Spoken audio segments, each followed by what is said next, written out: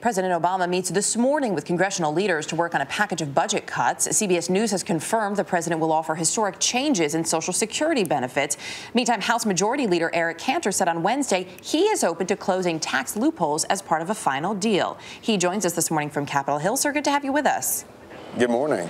So when we look at, there's been a fair amount of movement over the last 24 hours. As we mentioned, the president putting Social Security and potentially Medicare changes on the table. You have said you're open to looking at some of these loopholes, and both sides seem open to raising these cuts to $4 trillion.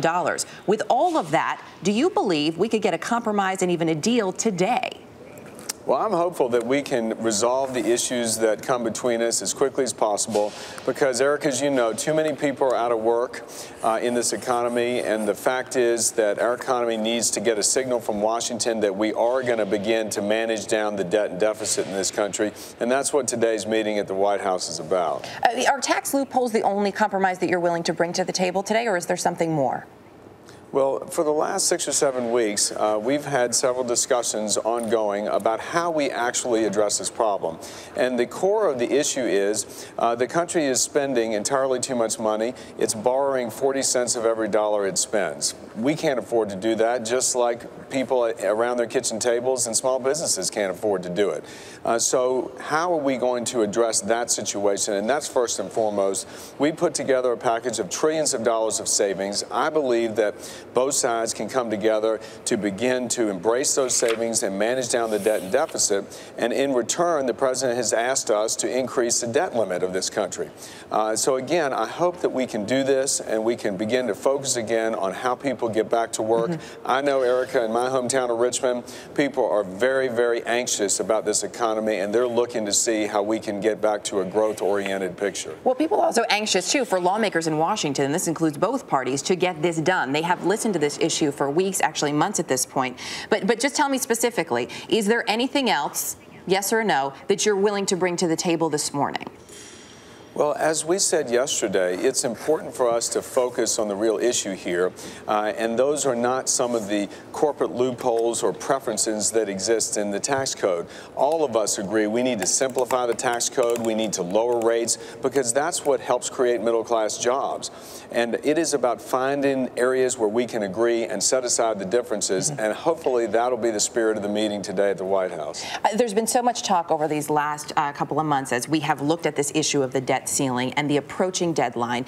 Talk about if the U.S. were to default. Well, if you come to a compromise, that may not happen. But is there any concern in Washington that perhaps the reputation of this country may already be damaged by airing so much laundry out there, politicking on both sides, bickering, talk about how we may not be able to pay our bills? Is that hurting the standing already?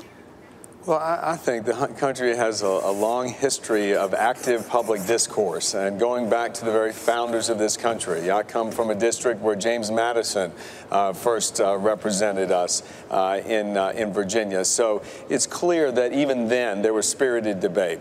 What I do think, though, is most Americans then and now believe that the country should pay its bills just as they're expected to do at home.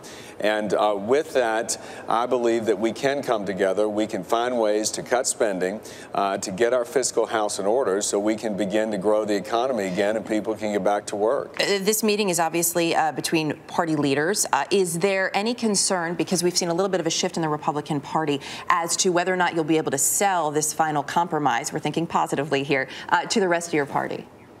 Well, you know, listen, I don't think any of us relish the notion that somehow we've been sent here to do just this. We relish the notion this is a huge privilege to represent the people of our districts, and what they're expecting is for us to begin to get the fiscal house in order here in Washington. I do think that there will be a spirit of trying to get results here so that the people that elect us can regain their confidence that they've got a federal government that understands its limited role, but can provide the environment for entrepreneurs and small businesses to begin to create middle-class jobs again. Well, we will be watching. We appreciate your time this morning. House Majority Leader Eric Cantor, thank you. Thank you.